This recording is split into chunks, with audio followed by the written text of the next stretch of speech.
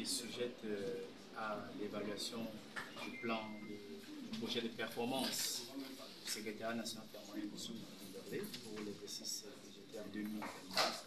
C'était aussi une session des comptes en régularisation. Il fallait évaluer les comptes administratifs et de gestion de la structure, les comptes de gestion 2021-2022.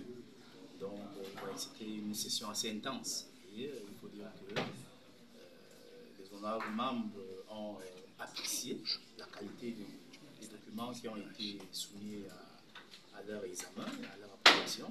Et ces comptes administratifs et de gestion ont tous été adoptés par les éminents membres du comité. Et pour ce qui concerne le projet de performance et du budget pour l'exercice 2024, il a été adopté à un montant de 1,8 milliard. C'est vrai que c'est une baisse de plus de 5% par rapport au budget de l'année dernière, mais nous avons fort espoir qu'au courant de l'année, nous allons mener des diligences avec la contribution du ministère des Finances, son représentant au sein du comité et du représentant du ministère de l'économie.